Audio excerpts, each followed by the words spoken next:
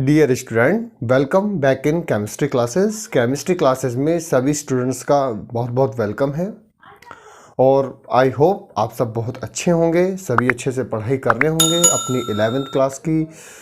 आज हम एक नया टॉपिक पढ़ने वाले हैं, परसेंटेज कॉम्पोजिशन।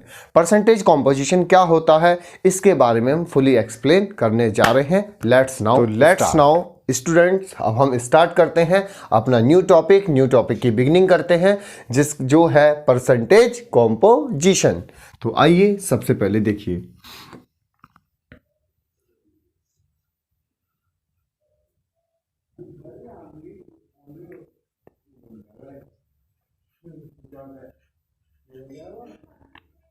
नया टॉपिक है इसके अंदर परसेंटेज कॉम्पोजिशन। परसेंटेज कॉम्पोजिशन, ठीक है। नया टॉपिक बिगिनिंग करने जा रहे हैं हम, परसेंटेज कॉम्पोजिशन। अब इसका सबसे पहले मैं आपको मीनिंग समझाता हूं कि परसेंटेज कॉम्पोजिशन होता क्या है।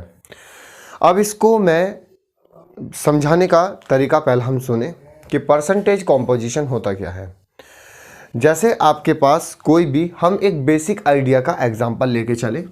जैसे मैं सबसे पहले बेसिक आइडिया का एग्जांपल मैं लेके चलूँगा। एग्जांपल, हमारे पास कोई भी W ग्राम सब्सटेंस है। कोई क्या है बेटा? W ग्राम सब्सटेंस। मतलब मेरे पास एक सब्सटेंस है जिसका वेट W ग्राम है, ठीक है। अब वो जो सब्सटेंस जिसका वेट W ग्राम है वो 3 एलिमेंट से मिलके बना है। कैसे? वो 3 एलिमेंट से मिलकर के बना है, एक X, दूसरा Y और थर्ड आपका Z। मतलब X plus Y plus Z मिलकर के एक नया सब्सटेंस बनाते हैं जिसका वेट है W ग्राम। मेरी बात समझ रहे हो? यानी कि इसको मैं यहां लिख सकता हूं कि अगर X का कॉम्पोजिशन प्लस Y का कॉम्पोजिशन प्लस Z का कॉम्पोजिशन मिला करके मैं एक सब्सटेंस बना लूंगा जिसका नाम है M और उसका जो वेट है वो है W ग्राम। मेरी बात समझ में आ रही है? यानी कि मेरे पास एक सब्सटेंस है बेटा, एक सब्सटेंस M जो 3 एलिमेंट्स या 3 मॉलिक्यूल से बना है, X, Y और Z। और X, Y, Z जो एक M सब्सटेंस बना रहा है उसका वेट है W ग्राम। क्लियर? तो सबसे पहले अब मैं आपसे ये कहना चाहता हूं कि X का वेट जो है, X का वेट मैंने मान लिया W1 ग्राम, Y का वेट मैंने मान लिया W2 ग्राम और Z का वेट मैंने मान लिया W3 ग्राम। यानी कि कितना? X का वेट है W1 ग्राम, Y का वेट है W2 ग्राम और Z का वेट है W3 ग्राम। That's okay. इतना भी मैंने निकाल लिया। तो इसके सजेशन से आप ये बता सकते हो कि W ग्राम M के अंदर, क्योंकि M तो एक सब्सटेंस है ना, तो W ग्राम M के अंदर W1 ग्राम X प्रेजेंट है। W1 ग्राम X प्रेजेंट है क्योंकि X कितना है बेटा? W1 ग्राम। W2 ग्राम Y प्रेजेंट है, W2 ग्राम Y प्रेजेंट है। और मैं ये बता सकता हूं कि W3 ग्राम Z प्रेजेंट है। W3 ग्राम Z प्रेजेंट है। इसका मतलब जो W ग्राम M सब्सटेंस है उसके अंदर W1 ग्राम X प्रेजेंट है, W2 ग्राम Y प्रेजेंट है और W3 ग्राम Z प्रेजेंट है। तीनों क्लियर? अब तीनों क्लियर होने के बाद, जब ये तीनों क्लियर हो चुके हैं, तीनों क्लियर होने के बाद मुझे पता लग गया कि एक M सब्सटेंस है जिसका वेट बेटा W ग्राम है, जिसके अंदर X ग्राम जो है वो W1 है, Y जो है W2 ग्राम है और Z है W3 ग्राम। अब इसी चीज को मुझे क्या करना है, इनको परसेंटेज फॉर्म में निकालना है। इनको किस में निकालना है? परसेंटेज की फॉर्म में निकालना है। और उस परसेंटेज फॉर्म में निकालने के पूरे प्रपोजल को ही जो बोला जाता है परसेंटेज कॉम्पोजिशन। मैं ये कह सकता हूं कि जैसे W ग्राम M के अंदर कितने परसेंट X प्रेजेंट है, कितने परसेंट Y प्रेजेंट है और कितने परसेंट Z प्रेजेंट है। मैं ये भी तो बोल सकता हूं। अगर सपोज करो, इसी को आपको समझ में आ रहा है, जो मेरा M सब्सटेंस है जिसका वेट मैंने M लिया है, जिसका वेट है W ग्राम, उसको मैंने 100% मान के चला। आप किसी भी सॉल्यूशन को 100% मान के चलते हो तो मैं उसके अंदर ये भी कह सकता हूं कि W ग्राम M के अंदर X कितने परसेंट मिलकर के बना है, Y कितने परसेंट मिलकर के बना है और Z कितने परसेंट प्रेजेंट है। क्योंकि तीनों की परसेंट के मिलने से, क्योंकि X, Y और Z के मिलने से M बना है, इसका मतलब तीनों की परसेंटेज मिलने से M बनेगा। यानी कि X और Y प्लस Z की परसेंटेज बनने से ये 100% सब्सटेंस बन जाएगा। तो मैं आपसे यही आइडेंटिटी करवाना चाहता हूं, यही मैं आइडेंटिफाई करूंगा कि 100 ग्राम M के 100% M के अंदर X कितने परसेंट है, Y कितने परसेंट है, Z कितने परसेंट है। वो तो एक बार हमने वेट के फॉर्म में देख लिया, अब मैं उसको परसेंटेज की फॉर्म में लेकर के आ गया हूं। That's clear. अब को इसको क्या है बेटा, इसको निकालने का तरीका एक फॉर्मूला होता है, उसका फॉर्मूला होता है, बस आपको वो फॉर्मूला लगाना है और फॉर्मूला लगाने के बाद आप किसी भी सब्सटेंस का परसेंटेज कॉम्पोजिशन निकाल सकते हैं। कैसे? जैसे मैं आपको बता दूं, आपने यहां बिल्कुल इसको क्लासीफाई कर लिया इस तरीके से कि W ग्राम जो कि 100% M मान के मैं चल रहा हूं, जिनको मैं 100% M मान के चलूंगा, जिनको मैं 100% M मान के चल दूंगा। अब उस M के अंदर अगर मैं देखूं, यहां पे उस M के अंदर कितना भाई, उस M के अंदर के मेरे पास X परसेंट मिलके है, एक Y परसेंट है और एक Z परसेंट है। अब इनकी X Y Z की परसेंटेज कैसे निकालेंगे आप, X Y Z की परसेंटेज? तो आपको, क्योंकि आप तो परसेंटेज आपको फाइंड करनी है, आपको परसेंटेज गिवन नहीं है, मैं तो बस आपको आइडेंटिफाई कर रहा हूं कि 100% M के अंदर X परसेंट, इतने परसेंट X होगा, इतने परसेंट Y होगा, इतने परसेंट Z होगा। वो परसेंटेज होगी कितनी और निकलेगी किस फॉर्मूले से, इसको अब हम देखते हैं। इसको निकालने का बेटा एक ही फॉर्मूला होता है कि परसेंटेज ऑफ एलिमेंट या percentage of composite element, percentage of composite element, यानी कि जो जो एलिमेंट उस कंपाउंड को बनाने के अंदर कॉम्पोजिट हुए हैं, जोन जोन से एलिमेंट उसको बनाने के लिए कॉम्पोजिट हुए हैं, percentage of composite element, percentage of composite element. क्या करेंगे उसके लिए, जब हम इस तरह से मिला देंगे कि वेट, यानी कि जिसकी परसेंटेज निकालनी है उसका wait.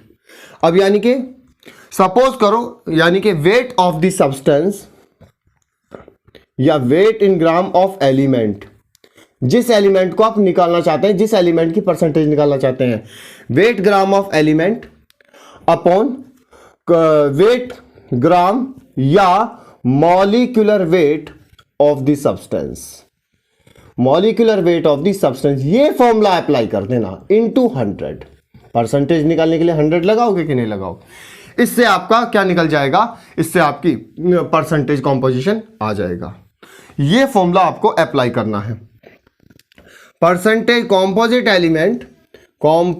Element is equal to weight of gram element upon weight in gram या molecular weight of the substance into 100%। कैसे? अब मैं इसी फॉर्मूले को इन पे लगा करके दिखा दूं, आपको बिल्कुल समझ में आ जाएगा। अब मुझे सपोज कर रहा है कि जो आपने M बनाया है वो M 3 से मिलके बना है, X से, Y से और Z से। X का वेट W1, Y का वेट W2 और Z का वेट W3। मैं समझ में आ गया। और पूरे का वेट कितना आ गया, W। तो मुझे सबसे पहले X की परसेंटेज निकालनी है, तो क्या लगाओगे, X percentage is equal to जिसकी परसेंटेज निकाल रहे हो उसी का वेट, उसी का मॉलिक्यूलर वेट। मैं X का निकाल रहा हूं तो X का वेट, तो X का वेट कितना है बेटा, W1 अपॉन पूरे सब्सटेंस का वेट यानी कि W इंटू 100। क्या आप X की परसेंटेज निकाल लेंगे, X की परसेंटेज आएगी। अच्छा, अगर मैं Y की परसेंटेज निकालना चाहूं, Y की परसेंटेज, तो Y की परसेंटेज के लिए Y का वेट, तो Y का वेट बेटा W2, तो यानी कि Y का वेट आ जाएगा W2 upon total weight into 100%। इससे Y की परसेंटेज निकल जाएगी। अगर मैं यहां पे देखूं Z की परसेंटेज, Z परसेंटेज। तो जेड की परसेंटेज के लिए अभी जेड का weight W3 upon total weight W into 100%। इस तरीके से आप तीनों की परसेंटेज कॉम्पोजिशन निकाल सकते हैं कि जिसका कॉम्पोजिशन निकालना हो आपको उसी का वेट ले लेना है। अगर का और साथ में एक बात बताऊं, मैं आपको बात बताऊं कि किसी फॉर्मूले में अगर कार्बन की परसेंटेज निकलवानी चाहिए, भाई आपने दे दिया कोई ऐसा एलिमेंट है, ऐसा कंपाउंड है जिसमें कार्बन भी हो, हाइड्रोजन भी और ऑक्सीजन भी हो। ज्यादातर ऑर्गेनिक सब्सटेंस के अंदर ऐसा ही होता है कि कार्बन भी होता है, हाइड्रोजन भी होता है और ऑक्सीजन भी होता है। तो उसको करने के लिए जैसे मुझसे कार्बन की परसेंटेज पूछी, तो आपको यह भी देखना पड़ेगा कि उसके अंदर कितने कार्बन हैं। ये मत सोचना एक कार्बन का 12 होता है मैं 12 ही लिखूंगा, नहीं बेटा, उसके अंदर आपको यह भी काउंट करना होगा कि उसके अंदर कितने कार्बन हैं। 4 कार्बन हुए तो 4 कार्बन से मल्टीप्लाई करेंगे, 5 कार्बन हुए 5 से मल्टीप्लाई करेंगे, 2 कार्बन हुए तो 2 से मल्टीप्लाई करेंगे।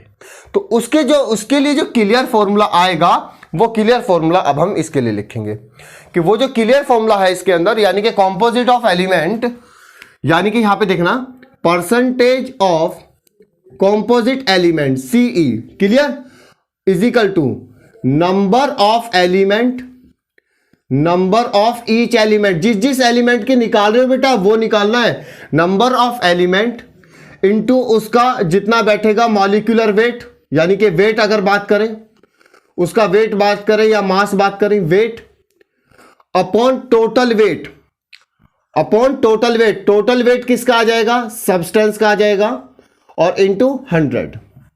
That's clear student. इस तरीके से हम क्या निकाल सकते हैं, परसेंटेज कॉम्पोजिशन आपको निकाल सकते हैं। इसी तरीके से हम बता सकते हैं। मैं XYZ की फॉर्म में क्या दूसरा एग्जांपल आपको बताऊं, समझ जाओगे, या दूसरा बताने की कोशिश करूं, इस तरीके से निकालना है। ठीक है बेटा, आपको ज्यादातर सीधा आपको मॉलिक्यूलर वेट पूरे सब्सटेंस का निकालना आता ही है और ईच एलिमेंट का भी आता ही है। आप परसेंट कॉम्पोजिशन आसानी से निकाल सकते हैं। तो आप सबसे पहले इसको नोट कीजिए, नोट करने के बाद हम आगे इसके फॉर्मूले के अकॉर्डिंग क्वेश्चन बताते हैं कि इसमें क्वेश्चन कैसे पूछा जाता है। नोट कीजिए इसे फटाफट बेटा।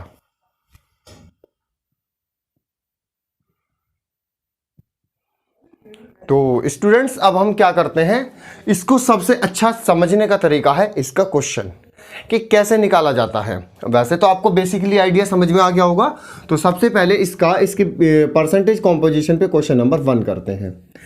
कैसे, उसमें ये पूछा जाएगा क्वेश्चन नंबर 1 में, कैलकुलेट, क्वेश्चन में यही पूछा जा रहा है, calculate the percentage composition, calculate the percentage, calculate the percentage composition of each element, calculate the percentage composition of each element, calculate the percentage composition of each element in one molecule of glucose, is one molecule of glucose। अब glucose का molecule बोले तो C6H12O6। अब देखते हैं, सारा concept apply करना आ जाएगा। अब इसका सॉल्यूशन तैयार करते हैं कि कैसे हमें ये क्वेश्चन निकाला जाएगा कि calculate the percentage composition of each element. Question की रीडिंग मस्ट, तो बहुत ध्यान से देखिए बेटा, calculate the percentage composition of each element in one molecule of glucose. तो सबसे पहले ऐसे क्वेश्चन को करने के लिए, जैसे मैंने मोल्स के क्वेश्चन करते थे, उसमें आइडेंटिफाई करना है कि आपको क्या पूछा है, क्या गिवन है। मोल्स को हम किन किन डिफरेंट टर्म में हम निकाल सकते हैं, आपको वो देखना है। अब इसके अंदर क्या देखना है, इसके अंदर देखना है क्या दिया है। सबसे पहले मॉलिक्यूल दिया ग्लूकोज का, तो यहां इसके अंदर जो दिया है बेटा वो दिया है ग्लूकोज मॉलिक्यूल। तो ग्लूकोज मॉलिक्यूल का फॉर्मूला कितना होता है, C6H12O6। C6H12O6 दिया है। अब जब C6H12O6 दे दिया तो यहां पे देखूंगा कि यहां पे हमारा क्या है, एक तो कार्बन दिया है, यहां पे मुझे हाइड्रोजन दिया है और यहां पे ऑक्सीजन दिया है। इसका मतलब ग्लूकोज का मॉलिक्यूल 3 एलिमेंट से मिलकर के बना है, कार्बन, हाइड्रोजन एंड ऑक्सीजन जो आपको दिखाई दे रहा है। ठीक है, तो उसने पूछा calculate the percentage composition of each element. तो उसने पूछा कि परसेंटेज कॉम्पोजिशन निकालिए ईच एलिमेंट का, मतलब एक बार मैं कार्बन की परसेंटेज निकाल लूं, एक बार इसके अंदर इंक्लूड होने वाली मैं हाइड्रोजन की परसेंटेज निकाल लूं, और इसके अंदर एक इंक्लूड होने वाली मैं ऑक्सीजन की परसेंटेज निकाल लूं। इस तरीके से परसेंटेज निकालूं, कार्बन का परसेंट, हाइड्रोजन का परसेंट और ऑक्सीजन का परसेंट, मुझे यह फाइंड करना है। अब उसको आइडेंटिफाई करने से पहले आप क्या करेंगे, फॉर्मूला लगाने से पहले आप इनका वेट निकाल लीजिए।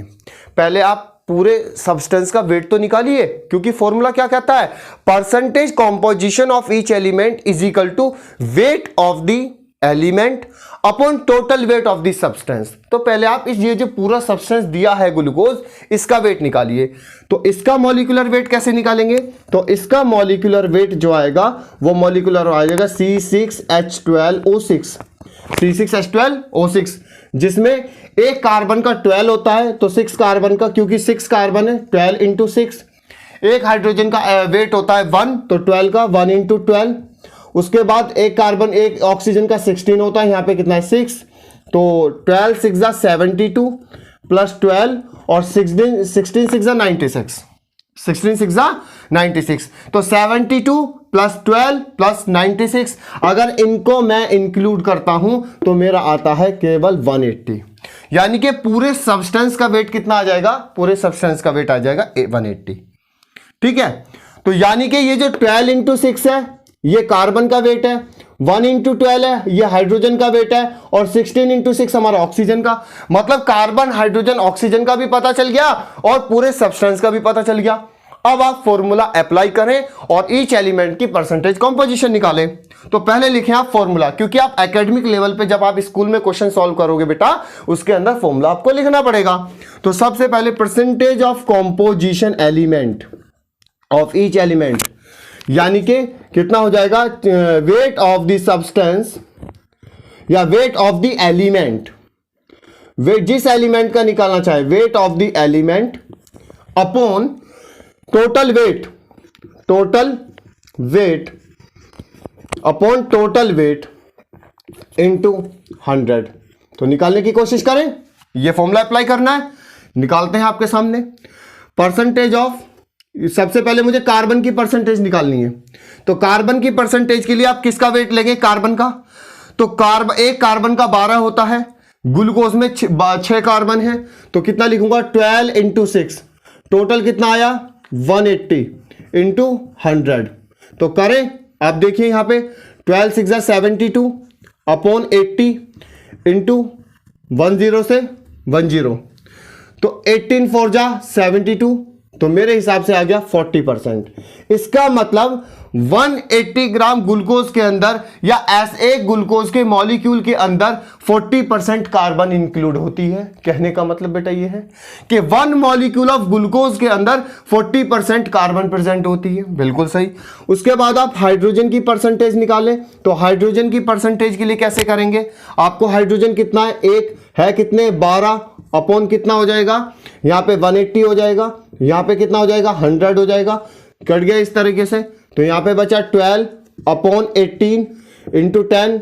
अब इसको डिवाइड करके देख लीजिए, तो 6 2 जा 12, 6 3 जा 18, तो यानी कि 20 अपॉन 3, 20 अपॉन 3। अब 20 अपॉन 3 से बोले 6 3 जा 18, 6 3 जा 18, 2 बचा, पॉइंट लग गया 0, 26 3 जा 18 या 6.66%। इसका मतलब 1 मॉलिक्यूल ऑफ ग्लूकोज के अंदर 6.66% हमारा क्या प्रेजेंट है, हाइड्रोजन एलिमेंट प्रेजेंट है। किसके अंदर, 1 मॉलिक्यूल ऑफ ग्लूकोज। उसके बाद बेटा अगर हम बात करें परसेंटेज ऑफ ऑक्सीजन, तो परसेंटेज ऑफ ऑक्सीजन बेटा एक ऑक्सीजन का 16 होता है, देखिए तो 6 का कितना होगा, इस तरीके से होगा। यहां पे कितना हो गया 180 इंटू 100, बिल्कुल सही बात, 0 से 0 कैंसिल, पूरा कैलकुलेट कर रहा हूं बेटा 96 अपॉन 18, ठीक है, इंटू 10। अब ये करके देख लीजिए, तो यहां पे हो जाएगा 18 5 जा कितना होता है 90 होता है, कितना बचा 6 बचा, पॉइंट लगा 0, तो कितना हो गया 60, यानी कि 18 3 जा 54, फिर बचा कितना 6 बचा, 6 में पॉइंट लग गया 0, तो इतना आ जाएगा इंटू 10, इसका मतलब ये आ जाएगा 53.3%, 53.3%। ओहो, इसलिए ग्लूकोज को एनर्जी मॉलिक्यूल बोला जाता है क्योंकि उसके अंदर सबसे ज्यादा परसेंट में ऑक्सीजन प्रेजेंट होती है। तो मैंने सभी के अंदर के 1 मॉलिक्यूल ग्लूकोज के अंदर 40% तो बेटा कार्बन प्रेजेंट है, 6.6% हमारा क्या प्रेजेंट है हमारा बताइए, 6.66% हमारा हाइड्रोजन प्रेजेंट है, और 53.3% जो है वो हमारा ऑक्सीजन प्रेजेंट है। क्या क्वेश्चन सॉल्व करने में मजा आया?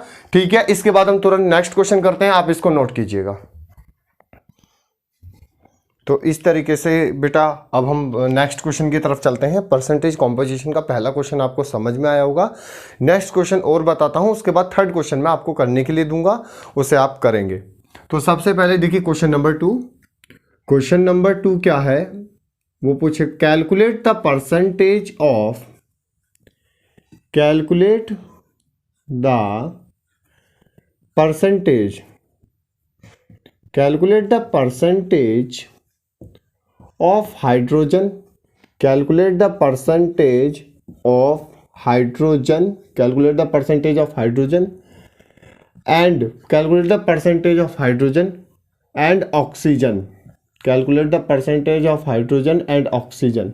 बात ध्यान से समझना, calculate the percentage of hydrogen and oxygen in 1 molecule of water, 1 molecule of water। बहुत आसान है, ये तो बहुत आसान क्वेश्चन है, और वाटर का आप जानते हैं H2O। तो सबसे पहले अब की बार किसके अंदर पूछा है बेटा, हाइड्रोजन और ऑक्सीजन की परसेंटेज पूछी है, किसके अंदर, वाटर के मॉलिक्यूल के अंदर। तो सॉल्यूशन में आप देखिएगा, सबसे पहले आपको जो दिया है वो दिया है वाटर का मॉलिक्यूल H2O मॉलिक्यूल। हमें यहाँ पे H2O मॉलिक्यूल दिया है, यानी कि उसके अंदर 2 एटम कंसिस्ट है, एक तो हमारा हाइड्रोजन एटम कंसिस्ट है और उसके अंदर ऑक्सीजन एटम कंसिस्ट है। मतलब मुझे हाइड्रोजन की परसेंटेज बतानी है और ऑक्सीजन की परसेंटेज बतानी है। तो सबसे पहले मैं वाटर का 1 मॉलिक्यूलर का वेट देखता हूँ कितना होता है। तो एक हाइड्रोजन का 1 होता है तो 2, और यहाँ पे 1 ऑक्सीजन है तो उसका कितना हो जाएगा 16। तो यहाँ पे सबसे पहले कितना हो जाएगा 2 + 16 बोले तो 18, यानी कि मॉलिक्यूलर वेट कितना आ जाएगा उसका 18।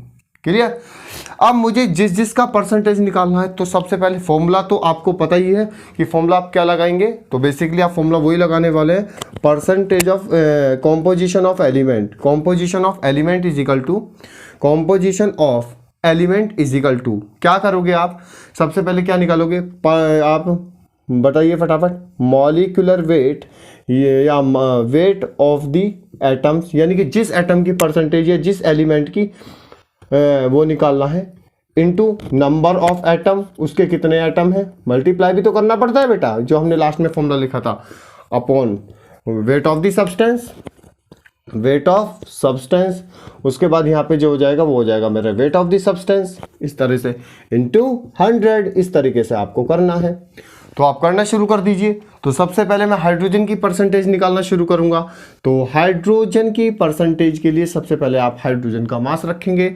अब हाइड्रोजन का मास, यार यहाँ पे देखो आप वाटर के अंदर 2 हाइड्रोजन दिखाई दे रहे हैं, एक हाइड्रोजन का 1 है तो 2 का 2, पूरे वेट का कितना 18 इंटू कितना यहाँ पे हो गया 100।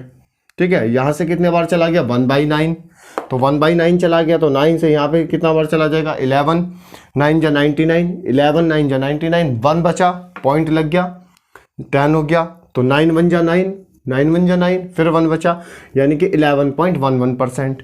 यानी कि परसेंटेज ऑफ हाइड्रोजन बेटा कितना मिलेगा, परसेंटेज ऑफ हाइड्रोजन मिलेगा 11.11%, 11.11%। चलो ये तो हाइड्रोजन की परसेंटेज हो गई H2O के अंदर। अगर मैं ऑक्सीजन की परसेंटेज की बात करूंगा, परसेंटेज ऑफ ऑक्सीजन, तो परसेंटेज ऑफ ऑक्सीजन कैसे लिखेंगे, percentage of oxygen is equal to mass of the oxygen. तो एक ऑक्सीजन का मास होता है 16, पर मेरे पास यहाँ पे देखें ऑक्सीजन 1 है या 2 है, यहाँ पे मेरे पास ऑक्सीजन 1 है, तो 16 इंटू 1 अपॉन टोटल मास कितना है भाई, टोटल मास 18 है, इंटू 100 पे कर दीजिए भाई, कोई प्रॉब्लम नहीं है। तो यहाँ पे जो मेरा निकल के आ गया 16/18 इंटू कितना आ जाएगा 100। तो हम इसको कौन से टेबल से काटें, यानी कि 8 2 जा 16, 9 2 जा 18, इसका मतलब इस तरह से परसेंटेज आ जाएगी 8/9। अब 8/9 से यहाँ पे डिवाइड करेंगे तो यहाँ पे कितना हो जाएगा, यहाँ पे देखेंगे हम, हमारा वही आ जाएगा 11.11। तो यानी कि अब यहाँ पे बात करेंगे 8 × 11.11, तो यानी कि कितना आ जाएगा, 8 × 1 = 8, 8 × 1 = 8 और 11 88.8%, यानी कि 88.8%। तो कहने का मतलब मेरे पास ये हो गया कि आपके पास कोई भी एक वाटर का मॉलिक्यूल होगा H2O, उसके अंदर 11.11% तो आपका क्या मिले, H2O के अंदर 11.11% तो आपका क्या मिलेगा, हाइड्रोजन मिलेगा। दूसरा 88.8% आपका ऑक्सीजन मिलेगा। That's clear. इस तरीके से हमारी बात क्लियर होंगी, है ना। इस तरीके से क्या हो जाएगा, इस तरीके से हमारी सारी बातें क्लियर हो जाएंगी। इस तरीके से हम क्वेश्चन परसेंटेज कॉम्पोजिशन का निकाल सकते हैं। एक क्वेश्चन जो आपको होमवर्क में करना है और करने के बाद मुझे कमेंट बॉक्स में बताना है, वो क्वेश्चन मैं आपके बोर्ड पे लिख रहा हूं। क्वेश्चन यही है, देखते हैं क्वेश्चन कैसा है। क्वेश्चन नंबर 3 परसेंटेज कॉम्पोजिशन का। Calculate the percentage of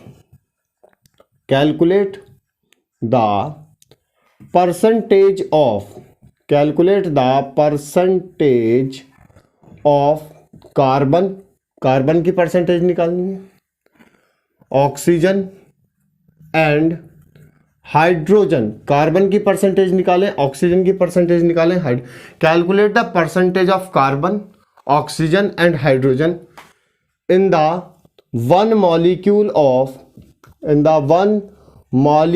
of ethyl alcohol, in the one molecule of ethyl alcohol. Ethyl alcohol के वन मॉलिक्यूल के अंदर आपको कार्बन, ऑक्सीजन और हाइड्रोजन की परसेंटेज निकालनी है।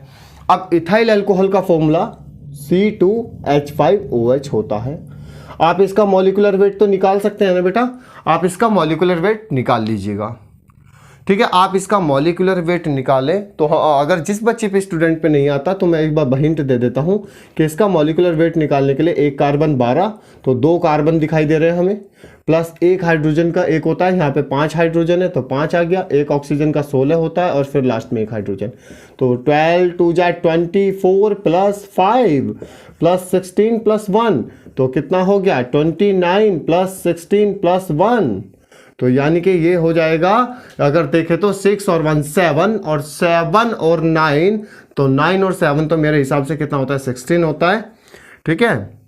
उसके बाद कितना 16 बचा, तो 2 और 1 3 और 1 4, यानी कि 46, यानी कि इसका जो मॉलिक्यूलर वेट है इथाइल अल्कोहल का, वो मॉलिक्यूलर वेट बेटा इथाइल अल्कोहल, शराब पिए शराब पिए शराब पिए, आप मत करना ये काम, ठीक है ना। मॉलिक्यूलर वेट कितना आ गया 46।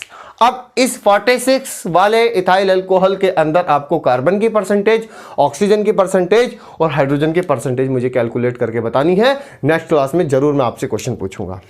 इतना यहां तक आपको परसेंटेज कॉम्पोजिशन के बारे में पता चल गया। आज हम फिर एक टॉपिक स्टार्ट करने वाले हैं, empirical formula.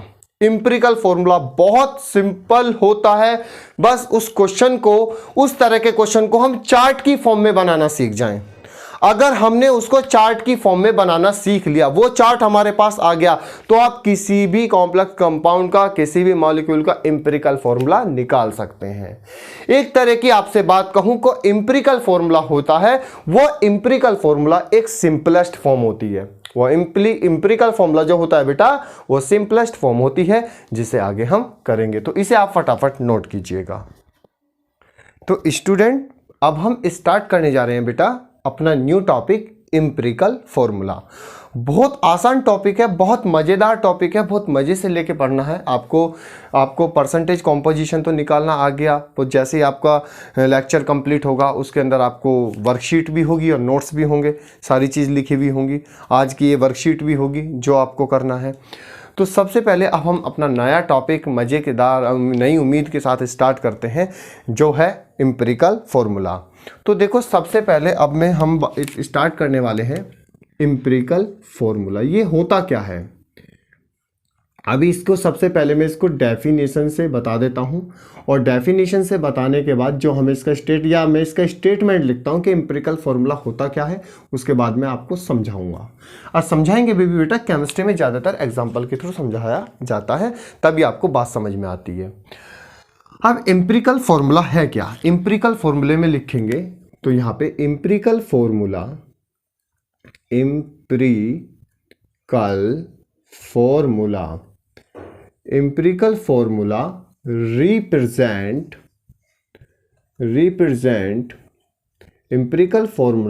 represent ratio of the represent simplest form,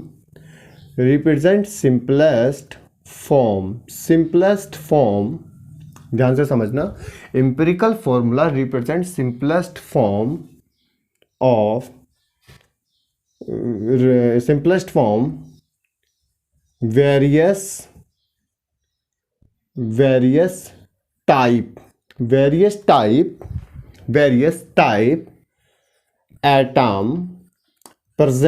various type atom present in a compound, in a molecule या compound, in a compound। यानी कि सबसे पहला एक आपको बताऊं, एम्पिरिकल फॉर्मूला होता क्या है।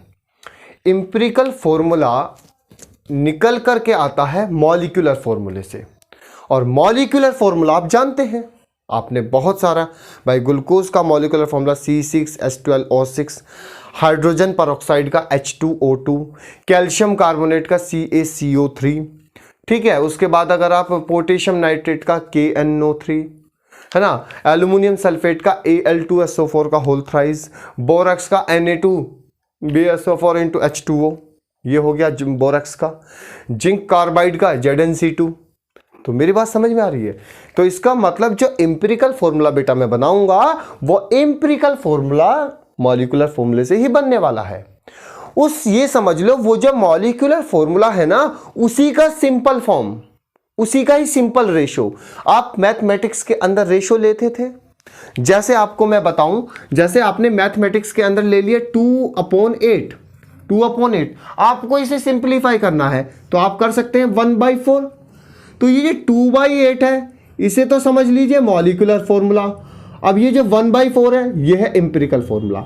मतलब मॉलिक्यूलर फॉर्मूले का सिंपल फॉर्म ही आपका एम्पिरिकल फॉर्मूला होता है। बहुत आसान है कि मॉलिक्यूलर फॉर्मूले की सिंपल फॉर्म जो होती है उसको हम एम्पिरिकल फॉर्मूला बोलते हैं। जैसे आपने देखा रेशो दिया था 2/8, अब 2/8 को मैंने मान लिया मॉलिक्यूलर फॉर्मूला। जब मैंने इसको सिंप्लीफाई करने की कोशिश करी तो बेटा सिंप्लीफाई करने में रेशो आ गया 1/4।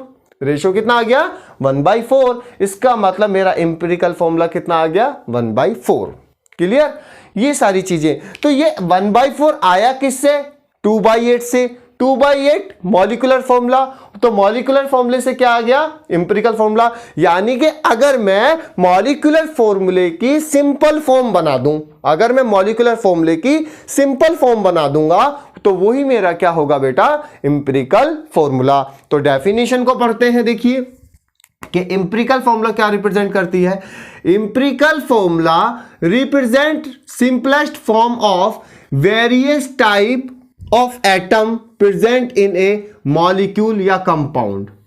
यानी कि किसी भी मॉलिक्यूल कंपाउंड के अंदर जो डिफरेंट टाइप के एटम प्रेजेंट है, उन एटम का सिंपल फॉर्म ही हमारा क्या होता है बेटा? Empirical formula. कैसा होता है? उसको ही हम एम्पिरिकल फॉर्मूला कहते हैं। यानी कि किसी भी मॉलिक्यूल के अंदर डिफरेंट टाइप ऑफ एटम का सिंपलेस्ट फॉर्म। भाई कोई मॉलिक्यूल बनेगा तो उसमें तो डिफरेंट टाइप ऑफ एटम होंगे कि नहीं होंगे? उसके अंदर डिफरेंट टाइप एटम होंगे, तो उन डिफरेंट टाइप एटम्स का हम सिंपल फॉर्म निकाल लेंगे, उसे ही हम क्या बोलेंगे? Empirical formula. तो आइए समझते हैं कैसे। एग्जाम्पल, चलो मैंने मान लिया आपने मुझे ग्लूकोज का एग्जाम्पल दिया, ग्लूकोज, तो ग्लूकोज का एग्जाम्पल निकालने के लिए आपने फॉर्मूला दिया C6H12O6। अब C6H12O6 आपने दिया।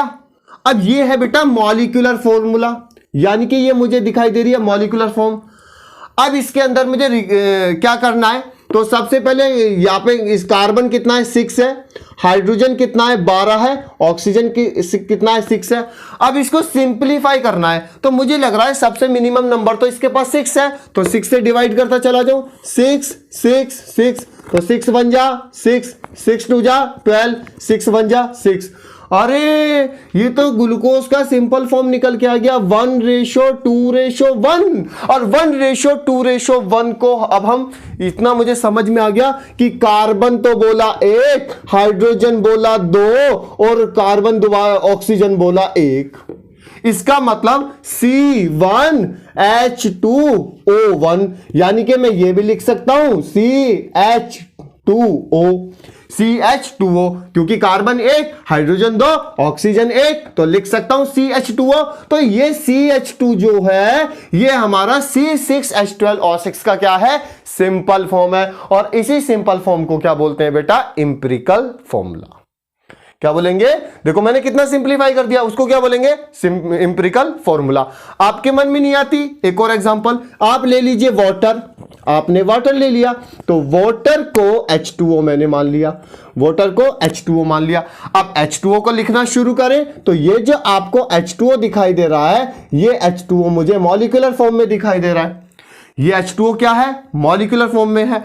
अगर मैं इसको रेशो के फॉर्म में बनाऊं तो यहां पे देखा है 2 तो मेरे पास हाइड्रोजन है और यहां पे 1 मेरा ऑक्सीजन है, 1 मेरा ऑक्सीजन है। अब इसको मिनिमम नंबर किससे डिवाइड करूं, 1 से, तो 1 से बनाने के लिए 2 1 जा 2, 1 1 जा 1, तो कितना हो जाएगा 2:1।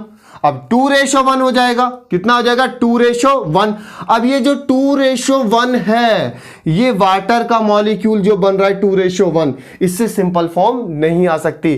तो वाटर का जो इंपिरिकल फॉर्मूला है वही आपका मॉलिक्यूलर फॉर्मूला है, या वाटर का जो मॉलिक्यूलर फॉर्मूला है वही आपका इंपिरिकल फॉर्मूला है। बात क्लियर आ गई। उसके बाद कोई भी आप एग्जांपल समझ सकते हैं इन्हीं चीजों को बेटा जो बोला जाता है इंपिरिकल फॉर्मूला। तो मैं आपको दोबारा से बता दूं कि किसी भी मॉलिक्यूलर कंपाउंड के अंदर जो एटम्स होते हैं उनका जो रेशो होता है, सिंपलेस्ट रेशो, उसी को हम क्या बोलते हैं, क्या बेटा क्या बोलते हैं उसको, हम इंपिरिकल फॉर्मूला बोलते हैं। यानी कि उन्हीं को हम क्या बोलेंगे, इंपिरिकल फॉर्मूला बना सकते हैं। इसी तरीके से हम इंपिरिकल फॉर्मूला बना सकते हैं। अगर जैसे आप देखें, जैसे आपने नंबर एग्जांपल ले लिया मैथेन, मैथेन ले लिया। अब मैथेन का फॉर्मूला क्या होता है, मैथेन का फॉर्मूला होता है CH4। इसका मतलब मेरे पास यहां पे तो 1 कार्बन है और 4 हाइड्रोजन है। अब 1 कार्बन, देखो 1 कार्बन का जो वेट होता है वो तो कार्बन का वेट कितना होता है बेटा, यानी कि यहां पे कितना है, यहां पे 1 ही कार्बन है, 1 ही कार्बन है, और यहां पे कितना है, यानी कि 4 हाइड्रोजन है।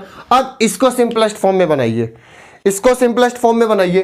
तो आप सिंपलेस्ट फॉर्म में बनाने के लिए क्या करेंगे, 1 से डिवाइड करेंगे, मिनिमम नंबर 1, तो 1 1 1 जा 1, 1 4 जा 4, यानी कि इस 1:4।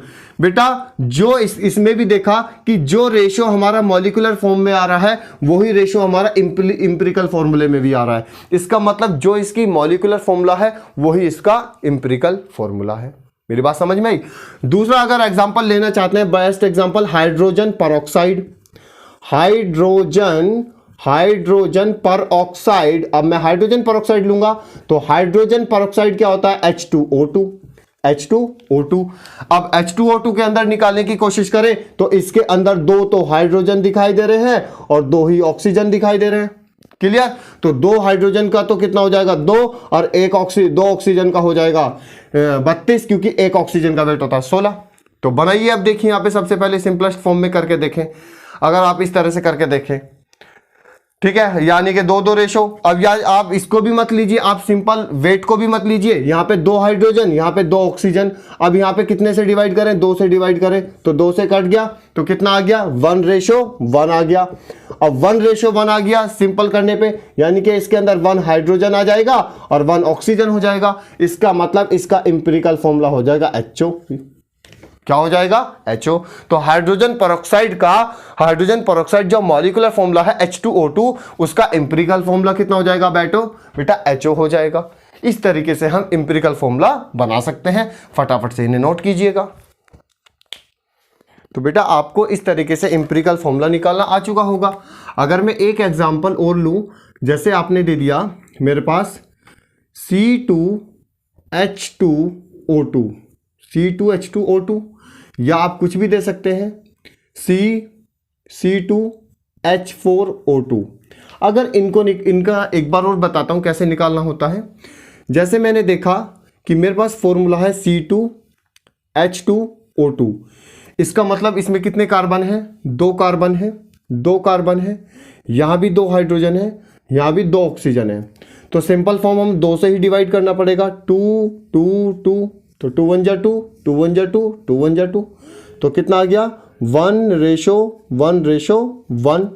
तो इसका मतलब कार्बन भी कितना आ गया 1, हाइड्रोजन भी कितना आ गया 1, ऑक्सीजन भी कितना आ गया 1। तो इसका जो अब यहाँ पे 1 वाली वैल्यू यहाँ पे लिख के देखिए तो बनेगा C1H1O1। इसका मतलब ये बन सकता है CHO। ये बन गया आपका क्या? ये बन गया आपका एम्पिरिकल फॉर्मूला। इस तरीके से समझ में आ रहा है कैसे मैं सिंपल वे में कैलकुलेट कर रहा हूं। अगर मेरे पास ये दिया गया है तो आपने देखो C2H4O2, आपने बस ये देखना है सबसे पहले एलिमेंट कौन कौन से कितने दिए हैं। कार्बन जो है वो 2 दिया है, हाइड्रोजन आपको 4 दिया है, ऑक्सीजन आपको 2 दिया है। सिंपल फॉर्म 2 से डिवाइड करते हैं, तो 2 से डिवाइड करने पे 1 2 1, यानी कि 2 1 जा 2, 2 2 जा 4, 1 1 जा 1। तो रेशो में कितना आ जाएगा 1:1। रेशो में कितना आ जाएगा 1:1। अब 1:1 का मतलब फिर कंपैरिजन करें कि कार्बन 1 है, हाइड्रोजन 2 है और ऑक्सीजन भी 1 है। इसका मतलब मैं यहाँ पे बना सकता हूँ CH2O, CH2O। क्लियर? यहाँ पे जो बना सकते हैं वो क्या आ सकते हैं CH2O। उसके बाद सारी बातें क्लियर हो चुकी हैं बेटा। अब मैं ये तो आप सिंपल फॉर्म में एम्पिरिकल फॉर्मूला निकाल रहे हैं।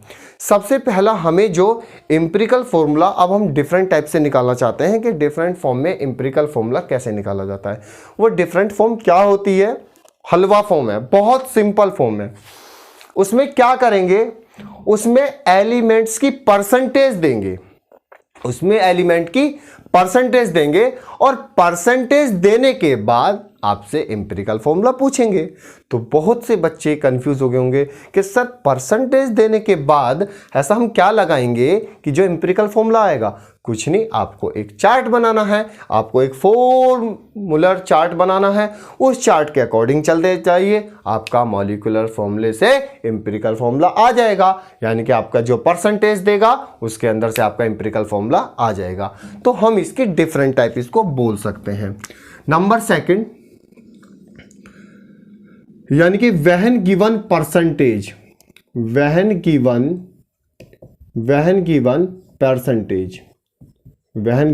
परसेंटेज, जब हमें परसेंटेज दी गई हो, व्हेन गिवन परसेंटेज, कि जब हमें परसेंटेज दी गई हो, कि जब हमें परसेंटेज दी जाए तब हमें कैसे एम्पिरिकल फॉर्मूला फाइंड करना है। When given percentage, find empirical formula, find empirical formula, find empirical formula. Empirical formula find करना है कैसे? जैसे आपके पास कोई भी कंपाउंड है, कोई भी कंपाउंड, ठीक है ना, या कोई भी मॉलिक्यूलर फॉर्मूला है, मैंने मान लिया वो मिलकर के बना है x और y से। क्लियर? अब उसके अंदर x की कुछ परसेंटेज होगी और y की कुछ परसेंटेज होगी। ऐसे दे दिया जाएगा कि x इतना परसेंट है और y इतना परसेंट है। क्लियर? आपके पास कोई भी एक मॉलिक्यूलर फॉर्मूला दे दिया जाएगा और बता देंगे कि इसके अंदर x इतना परसेंट, कोई मॉलिक्यूलर फॉर्मूला है जो XY से मिलके बना है, उसके अंदर आपको बता देंगे कि x इतना परसेंट है और y इतना परसेंट है। इस वाली सिचुएशन में आपको एम्पिरिकल फॉर्मूला कैसे निकालना है? तो बेटा आपको एक कॉलम चार्ट बनानी है। इस तरीके से मैं कॉलम बनाता जाऊंगा, इस तरीके से मेरी पहली कॉलम। तो यहां पे लिखेंगे सबसे पहला number of atom, number of atom. पहला बेटा बहुत ध्यान से समझ, number of atom, number of atom में कितने, या type of atom. Number of atom की जगह भी आप क्या लिखोगे, सबसे बढ़िया आपको लगेगा, आप समझ भी जाओगे, type of atom. Type of atom कहां से, कि जो आपको कंपाउंड दिया जा रहा है उसके अंदर कौन कौन से टाइप के एटम है। तो मेरे पास कंपाउंड दिया जा रहा है XY, उसमें एक तो मेरे पास X है और एक है Y। Clear?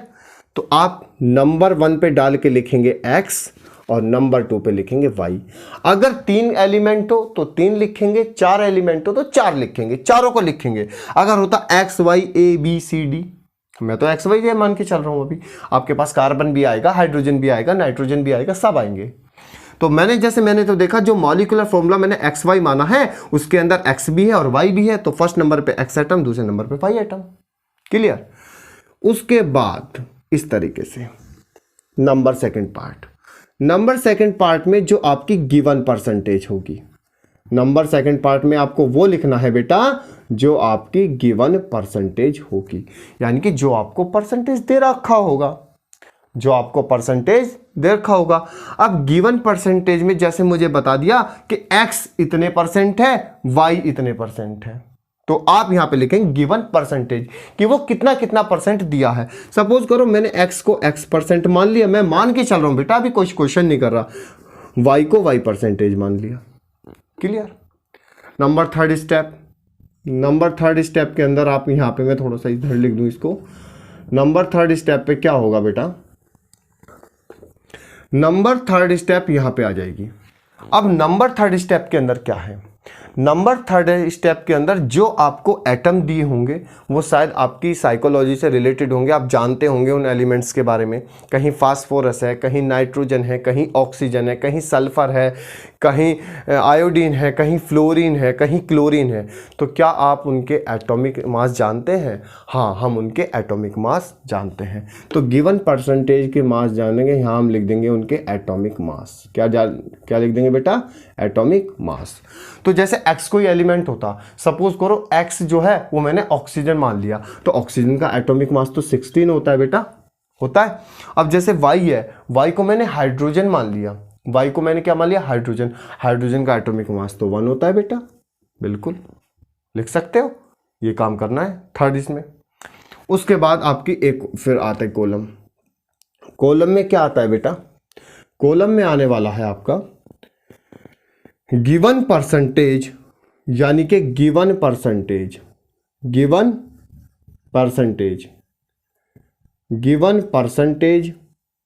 Upon atomic mass. Given बेटा बहुत सिंपल फॉर्म है, टेबल बिल्कुल एनसीईआरटी के अकॉर्डिंग है, एनसीईआरटी में ऐसा ही बताया गया है। तो इसलिए मैं जो बच्चे बोर्ड की प्रिपरेशन भी कर रहे हैं और सारा काम करेंगे वो बिल्कुल बोर्ड के अकॉर्डिंग है, स्टेप वाइज चल रहा हूं। पहले टाइप ऑफ एटम देख लिए, कौन कौन से एक्स वाई दिए हैं, उनकी परसेंटेज क्या क्या दी हैं वो लिख ली, उनके एटॉमिक मास क्या क्या होते हैं हम जानते भी हैं, पीरियोडिक टेबल पढ़े भी हैं। गिवन परसेंट, अब क्या करना है इस गिवन परसेंटेज और एटॉमिक मास का रेशो। तो सपोज करो x परसेंट है तो x अपॉन 16 और y अपॉन 1 लिख दोगे। जब आप इन दोनों का डिवाइड करोगे कोई ना कोई तो वैल्यू आएगी। सपोज करो इसकी वैल्यू आ गई m1 और इसकी वैल्यू आ गई m2, यानी कि n1। ठीक है, डिवाइड करने के बेटा मैं सारा एज्यूम कर रहा हूं अभी। जब मैंने इस वाली परसेंटेज को इसके एटॉमिक मास से डिवाइड किया और y वाली परसेंटेज को इसके एटॉमिक मास से डिवाइड किया, तो डिवाइड करने पे कोई ना कोई तो आंसर आएगा ना। तो सपोज करो x को डिवाइड करा इसके एटॉमिक मास से तो m1 आ गया, और y को डिवाइड करा 1 से तो n1 आ गया ना, यानी कि कोई ना कोई आंसर आ गया। क्लियर। अब आपको क्या करना है,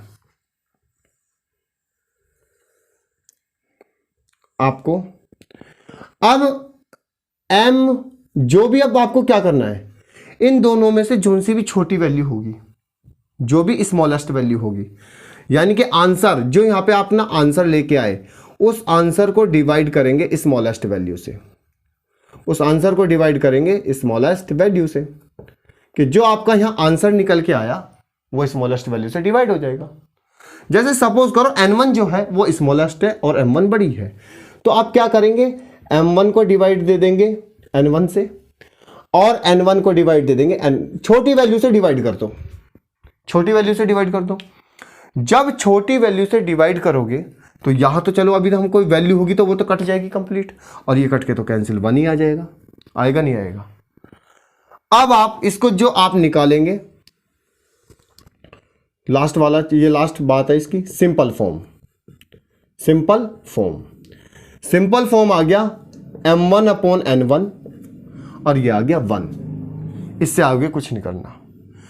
तो आपने देखा x के लिए simple form I m1 upon n1 और y के लिए सिंपल फॉर्म आई 1। अब इसको फॉर्मूले के फॉर्म में रिप्रेजेंट कर दीजिए कि x हो गया m1 अपॉन n1 और y हो गया 1। ये है आपका इंपेरिकल फॉर्मूला कि जो वैल्यू आपकी सिंपल फॉर्म आ जाए उसे एक्स वाई की टर्म में रख दीजिए और एक्स वाई की टर्म में रखने से आपका इंपेरिकल फॉर्मूला आ जाएगा।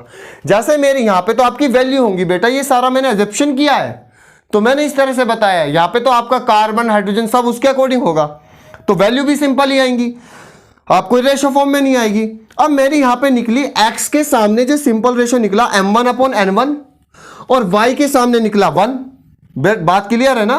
तो मैं x के नीचे x के सामने लिख दूंगा m1 अपॉन n1 और y के सामने 1, तो सिंपल फॉर्म बन गया ना। और सिंपल फॉर्म को ही क्या बोलते हैं बेटा? इंपेरिकल फॉर्मूला या इंपेरिकल फॉर्म, सिंपलेस्ट फॉर्म किसी भी एटम के रेशो की।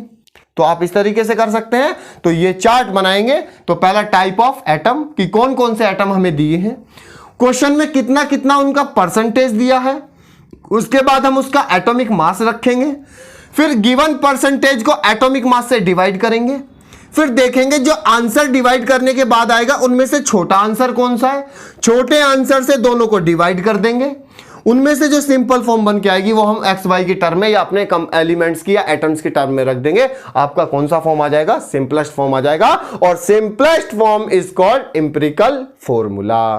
क्लास में समझ में आया? तो बेटा आज की क्लास हम यहीं रखेंगे। हम इंपेरिकल फॉर्मूले तक पहुंच चुके हैं। वीडियो आप ट्राई भी कर सकते हैं इंपेरिकल फॉर्मूला निकालने की कोशिश एनसीईआरटी से।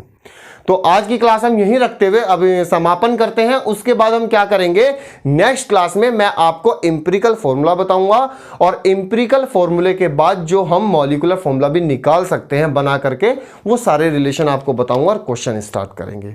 ठीक है, क्योंकि उसके बाद जो इन सब पूरा ये कंप्लीट होने के बाद एक सबसे अच्छा टॉपिक चलेगा स्टिकियोमेट्री। स्टिकियोमेट्री तो उसको स्टार्ट करेंगे, पर लेकिन उससे पहले हम सारा आज का कंसेप्ट क्लियर करेंगे। आज आपसे मैं आशा करता हूं कि आपको सिंपल फॉर्म में भी इंपेरिकल फॉर्मूला भी निकालना होगा और परसेंटेज कंपोजिशन भी आ गया होगा। सारे नोट्स आपको डिस्क्रिप्शन में लिंक में पीडीएफ में मिलेंगे, आप उन्हें वहां से डाउनलोड कीजिए, वहां से पढ़िएगा। Best of luck, next class में कल मिलते हैं। थैंक यू बेटा आज की क्लास के लिए।